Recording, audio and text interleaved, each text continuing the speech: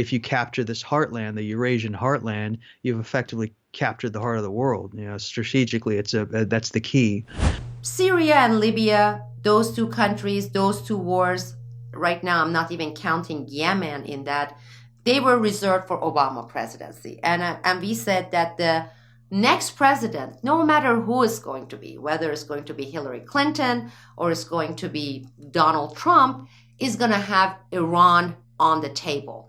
And it seems like that prediction basically has come true. Welcome everyone, and thank you for tuning into this Newsbud special report. Now, due to the recent developments concerning the civil unrest taking place in Iran, we felt it was important for two of Newsbud's Iran experts to not only break down what is currently happening in Iran today, but why, by providing the necessary historical background and context for a full and complete understanding of the often complicated and ever-changing geopolitical landscape.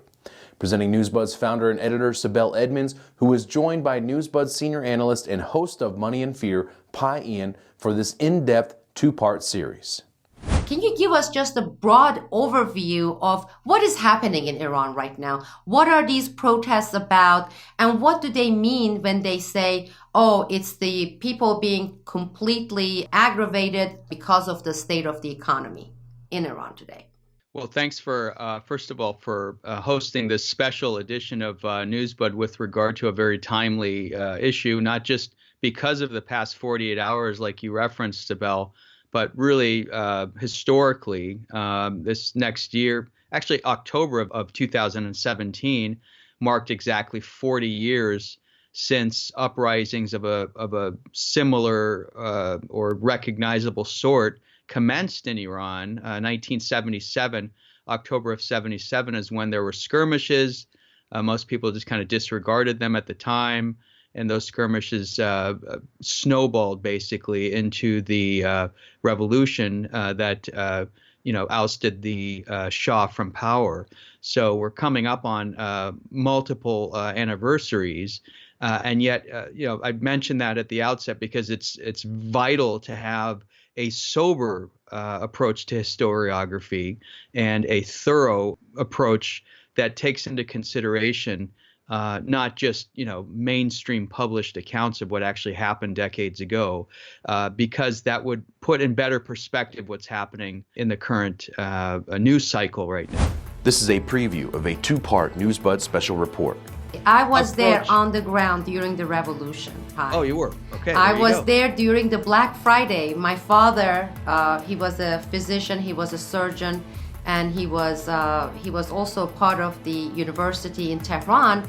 He was one of the organizers, and he was anti-Shah. He used to be, pro-Mossadegh, and the factions that came together actually during the entire protest, the 1 or 2 years that led to the change, regime change in Iran.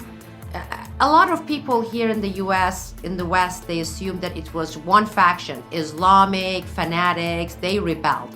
Again, it's thanks to the US media. The only thing they have watched is the scene from the embassy and hostage taking and bearded guys saying, Satan, US, etc. That's the only narrative they have provided.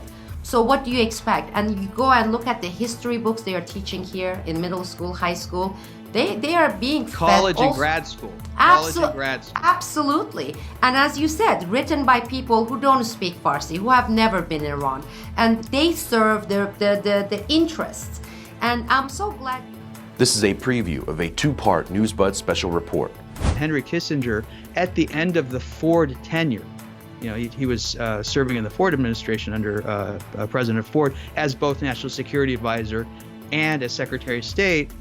It's protocol to forward your files to the next Secretary of State is coming in, but he breaks protocol end of '76 rather than forwarding his Iran files onto the incoming Secretary of State under incoming President Carter.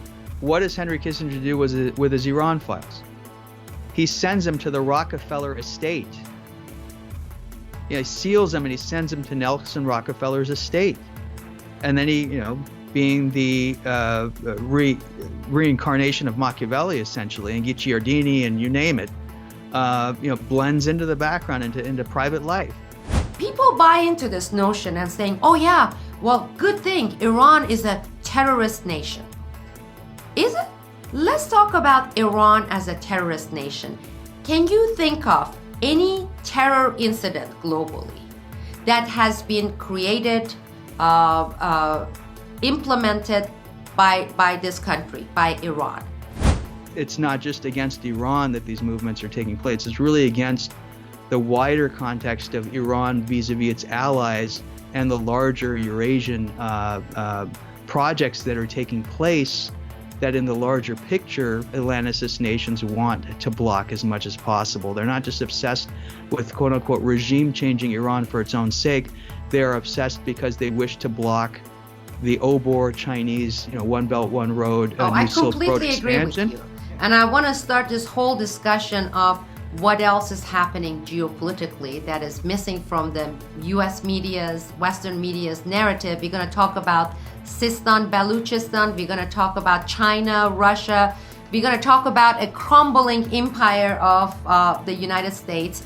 Because of what's happening between Iran and eastern states, the stakes are massive, and the stakes involve geopolitical realities, alliances, pipeline politics that have been perennial for decades now that are building steam because of the support of more powerful actors that are allied with Iran.